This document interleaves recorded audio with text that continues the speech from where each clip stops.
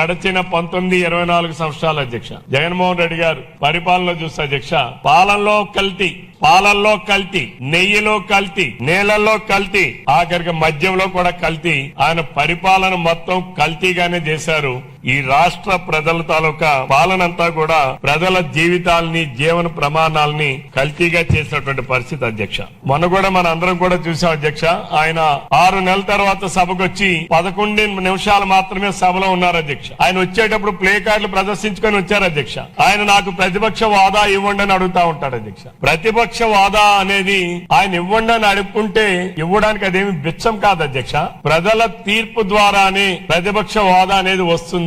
ప్రజాస్వామ్యంలో ప్రజల తీర్పు ద్వారా ప్రతిపక్ష హోదా రావాలే తప్ప వేరొక మార్గం లేదు అధ్యక్ష. ఈ రోజు భారతదేశంలో అనేక రాజకీయ పార్టీలు ఉన్నాయి అధ్యక్ష. ప్రాంతీయ పార్టీలు ఉన్నాయి, జాతీయ పార్టీలు ఉన్నాయి. అనేక ప్రాంతీయ పార్టీలకి, జాతీయ పార్టీలకి ఒకనాడు అధికారంలో వచ్చాయి, అధికారం ఇచ్చారు ప్రజలు, ఇంకోసారి ప్రతిపక్షం ఇచ్చారు అధ్యక్ష. ప్రతిపక్ష హోదా కూడా ఇచ్చారు అధ్యక్ష. ఒక్కొక్కసారి ప్రతిపక్ష హోదా కూడా లేనటువంటి పరిస్థితులు కూడా ఉన్నాయి అధ్యక్ష. కానీ భారతదేశంలో తెలుగుదేశం పార్టీ ఒక్కటే వ్యవస్థ. తెలుగుదేశం పార్టీ స్థాపించిన నుంచి నేటి వరకు కూడా అధ్యక్ష అధికార పార్టీగా గాని లేదా ప్రతిపక్ష హోదా కలిగిన పార్టీగా గాని ఆంధ్రప్రదేశ్ రాష్ట్ర ప్రజలు ఉమ్మడి రాష్ట్రంలో గాని ప్రత్యేకమైనటువంటి రాష్ట్రంలో గాని భారతదేశంలో ఒకే ఒక్క పార్టీ తెలుగుదేశం పార్టీకి మాత్రమే ఎప్పుడైనా సరే అధికార పార్టీగా గాని ప్రతిపక్ష హోదా పార్టీగా గాని ఇచ్చినటువంటి సందర్భం అధ్యక్ష.